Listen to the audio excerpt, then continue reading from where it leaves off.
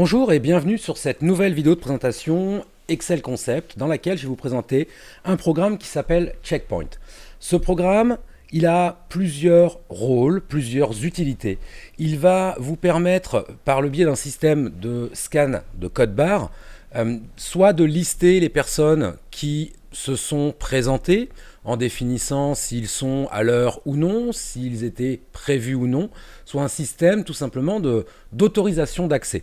L'avantage de ce système, de ce programme, c'est qu'il est quasiment, pour ainsi dire, entièrement paramétrable. C'est-à-dire que vous allez pouvoir définir vous-même votre base de données, quelles sont les informations que vous voulez voir apparaître, quels sont les événements pour lesquels vous souhaitez effectuer des contrôles, si ces contrôles sont bloquants ou non, si la personne est autorisée d'accès ou non. Vous allez également pouvoir paramétrer vos propres formats d'étiquettes, à savoir que le programme est fourni avec un format unique, mais vous pouvez créer vos propres formats en définissant ce que vous voulez voir apparaître dessus. Il est fourni avec une notice d'utilisation très complète qui détaille vraiment l'ensemble des paramétrages, ainsi qu'une notice qui explique comment paramétrer vos formats d'étiquettes. Alors, au niveau de son utilisation, les gadgets tout simples, vous pouvez choisir un thème clair ou un thème sombre en fonction de vos préférences, mais tout le travail commence au niveau des paramètres des contrôles événements. Cette fenêtre, hop là, va vous permettre dans un premier temps de créer votre base de données, c'est-à-dire de choisir les informations que vous voulez voir apparaître. Ça peut être par exemple un nom, un prénom. Je vais prendre l'exemple d'un festival. J'organise un festival de musique avec des repas. Et pour chacun de ces repas, certaines personnes sont autorisées, d'autres non. On va voir qu'on a même un système de VIP qui, en fonction des paramètres, va permettre de dire telle personne est VIP, donc elle peut assister à l'ensemble des repas sans restriction, voire plusieurs fois au même repas sans restriction. Donc on va rajouter un groupe. Vous pouvez à tout moment modifier l'ordre d'affichage de vos paramètres. Donc je pourrais créer autant de champs que je veux. Il n'y a absolument aucune limite. Si j'ai ajouté un champ, je ne sais pas, l'âge, et que finalement je ne le veux pas, je double-clique, je le supprime. Ensuite, les paramètres. Le programme doit-il générer lui-même des codes participants? Certains participants auront-ils un statut VIP? Si oui, le VIP pourra-t-il assister sans blocage à l'ensemble des événements, etc. On a des paramètres sur les heures de passage qui seront bloquants ou non. On a des paramètres sur le stockage des retards. Est-ce que si je mets des heures de passage, je veux pouvoir enregistrer les personnes qui sont en retard? Ensuite, excusez-moi, l'étape 3, on va définir les contrôles, les fameux événements pour lesquels on souhaite que le scan effectue un contrôle. Je reste sur l'idée du repas, donc on a le jeudi midi, je peux ajouter mes horaires effectivement, le jeudi soir, le vendredi midi, le vendredi soir. Et enfin, est-ce que je veux une fenêtre qui m'affiche le résultat de scan? C'est-à-dire, est-ce que je veux une fenêtre qui m'indique oui, la personne est autorisée, non, elle n'est pas autorisée. Dans le cas d'un contrôle d'accès, cette fenêtre va être essentielle. Dans le cas d'un simple pointage de présence, elle n'a pas forcément d'utilité. Dès lors que j'ai renseigné mes différents paramètres, je vais pouvoir lancer la génération de ma base de données. Les résultats précédents seront purgés. Toute nouvelle mise en forme de base de données écrase la précédente. À ce stade, le programme a généré la base de données. Elle est accessible via le bouton accéder à la base de données et pour l'instant elle est relativement simpliste. J'ai renseigné quelques informations relativement simples dans ma base de données. On peut également utiliser un système d'import. Si vous avez les données dans un autre fichier Excel, on va pouvoir importer les données en faisant correspondre les colonnes. En l'état, les infos que j'ai sont le nom, le prénom, le groupe. Je vais cliquer sur générer les codes barres. Mon programme, puisque je lui ai demandé de me créer lui-même des identifiants, m'a créé des identifiants et m'a généré un code barre. Je vais pouvoir à ce stade définir si mon participant est VIP ou non, via une notion très simple de vrai-faux.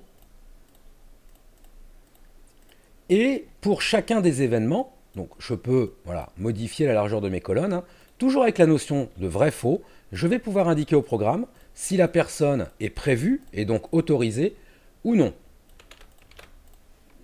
Et on va l'inverser sur le dernier. À ce stade, ma base de données est prête, je vais pouvoir effectuer mon scan. Avant cela, il est nécessaire de fournir à mes participants des étiquettes, des badges, avec le code barre, qu'ils pourront avoir sur eux et qui leur servira au scan pour le passage lors du point de contrôle. Alors, éditer des étiquettes, c'est extrêmement simple. Je vais sur Paramétrer, éditer vos badges d'accès. J'ai un premier encart qui me permet de définir quelles sont les informations parmi les champs que je veux voir apparaître. Je peux afficher jusqu'à 5 champs sur mes étiquettes. Je peux également afficher la mention VIP ou non, en fonction des besoins. Je vais pouvoir ajouter les badges à éditer, alors simplement en double-cliquant sur la personne, ou en sélectionnant un événement et en cliquant sur Ajouter tous les participants qui sont prévus pour l'événement en question, ou générer un badge pour l'ensemble des participants. À ce stade, je n'ai plus qu'à sélectionner le format d'édition qui est créé ici.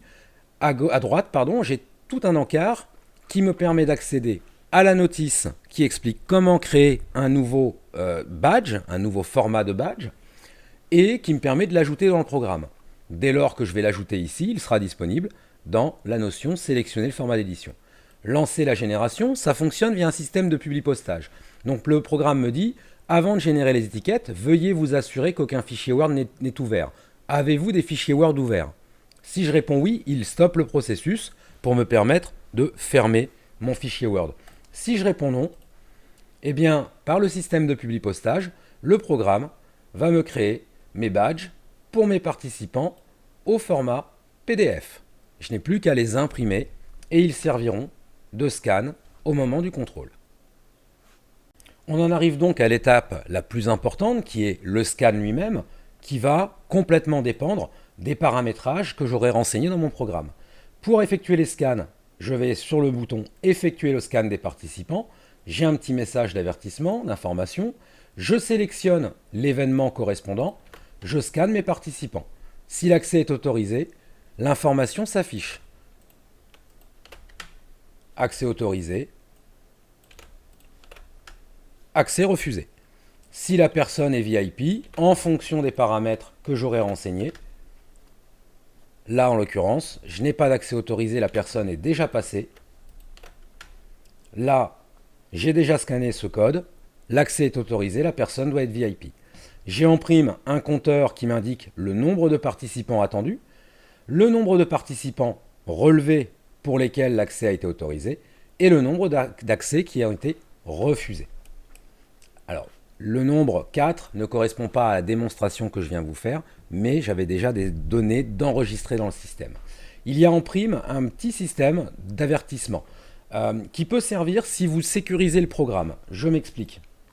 Vous avez la possibilité de sécuriser les accès sensibles par le biais d'un mot de passe. Dans l'optique où, sur le programme, vous avez un administrateur et un utilisateur.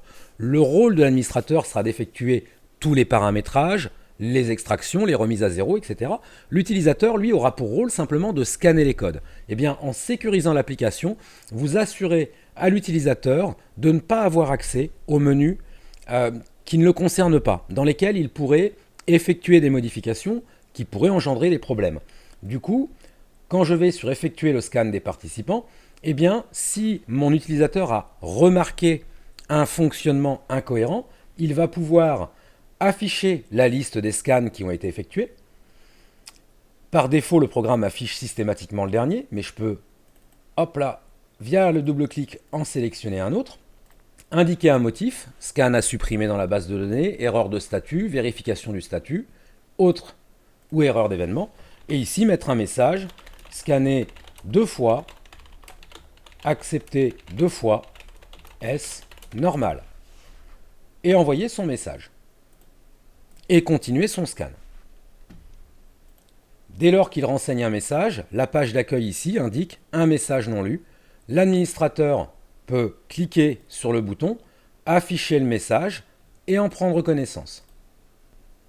Le scan, il va aussi pouvoir être clôturé. La clôture va permettre de prendre en compte des paramètres tels que « analyse-moi la liste des absents » met à jour la liste des retards, etc. Donc, dès lors que mon scan est terminé, je vais pouvoir sélectionner mon événement et effectuer la clôture de ce dernier. La clôture va me permettre, ici dans le tableau de bord, d'avoir un récapitulatif qui me donne la date de l'événement, si il y avait des VIP, s'il y avait un multipassage autorisé, et quelques informations telles que le nombre de VIP, le nombre de personnes attendues, refusées, autorisées, d'absents et un taux de participation.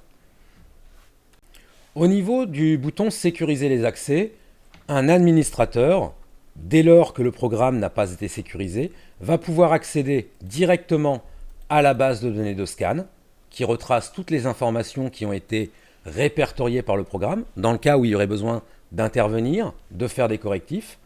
Il va également pouvoir accéder à la base de données de tableau de bord qui indique les informations qu'on a sur la fenêtre d'accueil pour pouvoir, si besoin est, les consulter, les réactualiser. Évidemment, le programme propose aussi un système d'export. Vous allez pouvoir exporter la base de données des résultats de scan, soit au format Excel, soit au format PDF, pour tous les événements ou pour un événement en particulier. Vous allez également pouvoir exporter dans un fichier Excel la base de données du tableau de bord au format Excel ou au format PDF. En lançant la génération, un fichier Excel est généré. Vous pourrez y accéder en cliquant sur Accès, dossier, export.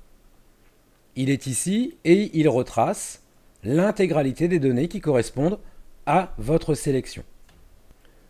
Ça peut vous être utile si vous voulez effectuer des calculs particuliers en fonction soit des champs standards du programme, soit des champs complémentaires de base de données que vous pourriez rajouter, ou tout simplement sauvegarder les données. Il y a également un système de remise à zéro des données qui va vous permettre d'effacer la base de données, juste les participants et les en-têtes, c'est-à-dire qu'on repartira sur une base de données complètement vierge, qui vous permettra également d'effacer les résultats de scan et les données du tableau de bord. Si je sélectionne l'ensemble des champs, que je lance la remise à zéro, mon programme est intégralement remis à zéro, ma base de données est vide. Il conserve malgré tout, pour des raisons pratiques, en mémoire les champs qui ont été renseignés précédemment, mais en l'état, le programme est purgé. Enregistrer et quitter va vous permettre de sortir proprement du programme. Voilà pour les différentes fonctionnalités de ce programme. Il en existe beaucoup d'autres relatives au paramétrage du scan et au scan eux-mêmes, présents et indiqués dans la notice d'utilisation. Si ce programme vous intéresse, le lien est dans la description de la vidéo. Je vous remercie pour votre écoute et vous souhaite à tous et à toutes une excellente fin de journée.